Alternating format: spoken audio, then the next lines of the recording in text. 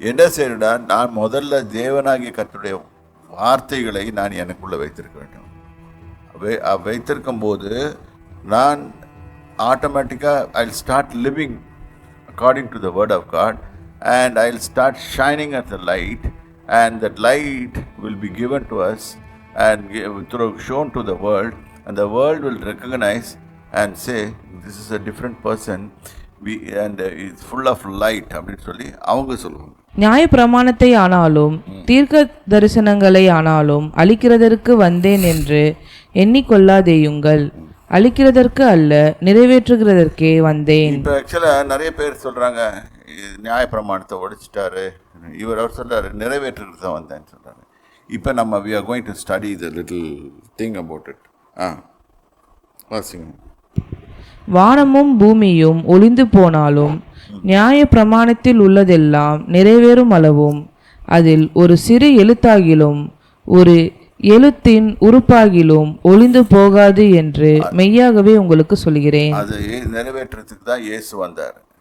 நாம் இயேசு கிறிஸ்துவின் வழியில் நடக்கும்போது then we that is உன் தேவனாகிய கர்த்தரிடத்தில் முழு இதயத்தோடும் முழு ஆத்மாவோடும் முழு பலத்தோடு அன்பு கூர்ந்து அவருடைய இதில் நடக்கும்போது உன்னிடத்தில் அன்பு கூர்ந்து பிறனிடத்தில் அன்பு கூர்வாக என்ற பிரமாணத்தை நான் செய்யும்போது அது நமக்கு நன்மை பயக்கும். அப்பொழுது நம்ம கிறிஸ்துவின் பிரமாணத்தை நிறைவேற்றலாக இருப்போம். 20வது வேதபாரகர் பரிசேயர் என்பவர்களுடைய நீதியிலும் உங்கள் நீதி அதிகமாயிராவிட்டால் பரலோக ராஜ்யத்தில் பிரவேசிக்க மாட்டீர்கள் என்று உங்களுக்கு சொல்லுகிறேன். இங்கே பிரவேசிக்க மாட்டீர்கள் என்று சொல்லுகிறேன் சொல்றார். அவர்களோட வேதபாரகர்கள் பரிசேயர் வேதத்தை தரவாக படித்து வச்சிருப்பாங்க, ஆனால் அதை ஃபாலோ பண்ண மாட்டாங்க. இதுதான் பிரச்சனை. அதை ஃபாலோ பண்ண மாட்டாங்க. they only use the word of God to find fault with others. So அவர்கள் வேதபாரகர்கள் பரிசேயர். இன்னொரு குரூப் இருக்குது சாட்டு. நாங்கள் அதை பரிசேயர் பார்சிஸ்ன்னும் சதுசேயரை சாட்டுசின்னும் சொல்லுவோம். ரைட்டு பாருங்கள் எப்படி இன்டர்பிரட் பண்ணுறாருன்னு பாருங்கள். இப்போ பழைய ஏற்பாட்டு காலத்தில் இருந்த லா வேறு மாதிரி இருந்துச்சு. இப்போ இயேசு கிறிஸ்துவின் காலத்தில் அந்த லா எப்படி பார்க்கப்படுகிறதுன்னு பாருங்கள். கிறிஸ்துவின் காலத்துக்கு பிறகு கொலை செய்யாதிருப்பாயாக என்பதும் கொலை செய்கிறவன் நியாய தீர்ப்புக்கு ஏதுவாய் இருப்பான் என்பதும் பூர்வத்தாருக்கு உரைக்கப்பட்டதென்று கேள்விப்பட்டிருக்கிறீர்கள். நான் உங்களுக்கு சொல்லுகிறேன், தன் சகோதரனை நியாயமில்லாமல் கோபித்துக் கொள்பவன் நியாய தீர்ப்புக்கு ஏதுவாய் இருப்பான். இந்த இடத்துல வேற மாதிரி சொல்லுது. கொலை செய்தாதான் கொலை பழைய ஏற்பாட்டு காலத்தில், அதான் கற்பனை. பழைய ஏற்பாட்டு கற்பனை. புதிய ஏற்பாட்டில் உள்ள கற்பனை இந்த இடத்துல ஒருத்த மேலே நியாயம் இல்லாமல் கோபித்து கொண்டாலே கொலை செய்கிறதுக்கு ஈக்குவலன்ட்டுட்டார். இதுதான் சொன்னேன், கிறிஸ்துவின் பிரமாணம் கொஞ்சம் டஃப்பாக இருக்கும். ஏன்னா அது அன்பினால் கட்டப்பட்டது. ஏனென்றால் அன்பினால் தேவன் நிறைந்தவராய் கிறிஸ்துவை உலகத்தில் அனுப்பின போது அவர் தன் சரீரத்தையே ஒப்பு கொடுத்தார் நம்மளை மீட்பதற்காக. இதெல்லாம் ரொம்ப கேர்ஃபுல்லாக நம்ம படிக்கணும். படிங்க. தன் சகோதரனை வீணன் என்று சொல்கிறவன் ஆலோசனை சங்க தீர்ப்புக்கு ஏதுவாய் இருப்பான். இந்த ஆலோசனை சங்க தீர்ப்பு எங்க இருக்குதுன்னா அங்க இருக்குது, தேவன்கிட்ட இருக்குது. மூடனே என்று சொல்கிறவன் எரிநரகத்திற்கு ஏதுவாய் இருப்பான். அதாவது ஃபூல் அப்படின்னு சொல்றவன் எங்க போறான்? எரிநரகம். ரிசல்ட் ஒரு கொடுக்குறாரு, ஒரு எக்ஸாம்பிள் கொடுக்கறது, தென் அதோட ஜட்ஜ்மெண்ட் என்ன, மீனிங் என்ன, அதோட ஜஸ்டிஃபிகேஷன் என்ன, அதோட ஃபைனல் ரிசல்ட் எங்கே போகுது, எல்லாமே கரெக்டாக சொல்கிறாரு. ஆகையால் நீ பலிபீடத்தினிடத்தில் உன் காணிக்கையை செலுத்த வந்து உன் பேரில் உன் சகோதரனுக்கு குறை உண்டென்று அங்கே நினைவு கூறுவாயாகில் அங்கேதானே பலிபீடத்தின் முன் உன் காணிக்கையை வைத்துவிட்டு போய் முன்பு உன் சகோதரனோட ஒப்புரவாகி பின்பு வந்து உன் காணிக்கையை செலுத்து. இது சொல்லும் போது ரொம்ப கஷ்டமாக இருக்கும், டஃப்பாக இருக்கும். முதல்ல சபைக்கு போகிறோம். சபைக்கு போகும்போது அந்த இடத்துல தேவனை துதித்து கொள்ள போகிறோம், அவரை வணங்க போகிறோம். வணங்க வரும்போது சபைக்குள்ளே வந்துட்டோம், ஆனாலும் நம்ம ஒரு ஆள்கிட்ட சண்டை போட்டுட்டு வந்திருப்போம்.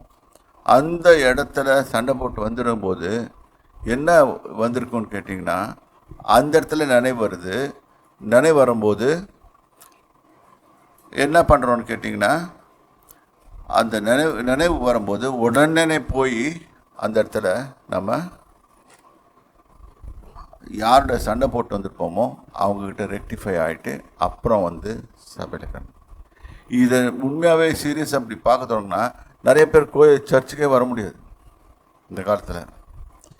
இது நல்லா புரிஞ்சுக்கோங்க.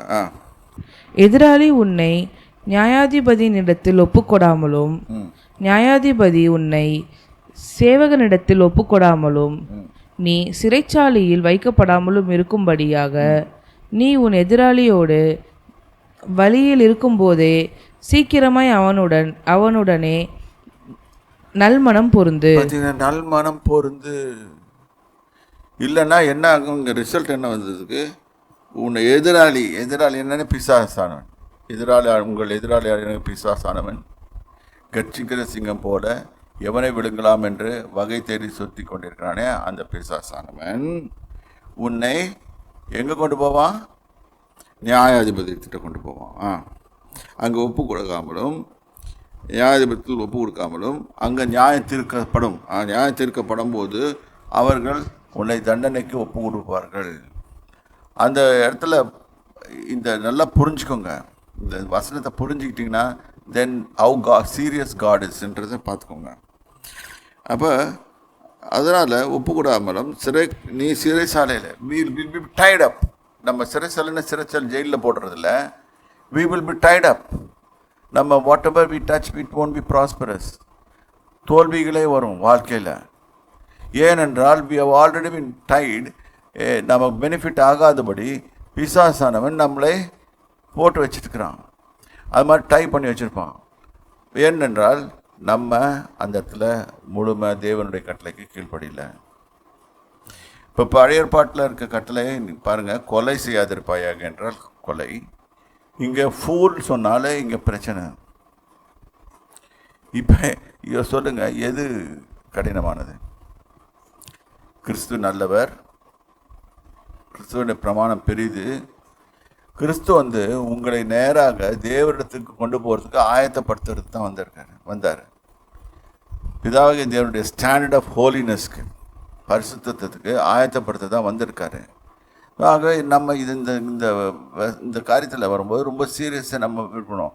அதனால சொல்கிறேன், பழைய ஏற்பாட்டு ஃபஸ்ட்டு அதை படிச்சுட்டு உணர்ந்துக்கிட்டு புதிய ஏற்பாட்டுக்கு வரும்போது நம்ம அதை இன்னும் அதிகமாக புரிஞ்சு கொள்ள முடியும்.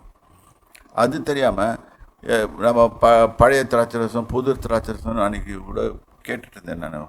சில பேர் அவர்களுக்கு என்ன பேசுகிறாங்கன்னு தெரியாமல் தான் பேசுகிறாங்க. புது திராட்சரசத்தில் இப்படி தான் இருக்குது. என்ன சொல்கிற? நீ கோச்சிக்கிட்டினாலே தப்பு, நீ மூடன் என்று சொன்னினாலே தவறு. நீ உன் சகோதரனை மூடன் என்று சொல்லாதே, அவனை ஆசீர்வதிக்க வேண்டியது அன்றி சபிக்காதே. இதுதான் வேத வசனம் சொல்லி கொடுக்குது. ஆகவே இது ப்ராக்டிக்கலாக நம்ம திங்க் பண்ணும்போது நம்ம எந்தெந்த ப்ராப்ளத்தில் மாட்டியிருக்கோம்னு பாருங்கள். ஆகவே இப்போ when we look at the word of God and apply it in our heart, we have to apply like this. Otherwise we will be held responsible. பிசாசு வந்து நம்மளை சிறைச்சாலைக்கு போடுவானா, நான் கட்டி வச்சுருவோம். நம்மளுக்கு வர ஆசீர்வாதத்தை கட்டி வச்சுருவான், நமக்கு வர வேண்டிய நன்மைகளை கட்டி வச்சுருவான், ஒன்றும் வராதபடி பண்ணுவோம். அதுதான் அங்கே சொல்லப்பட்டிருக்கு.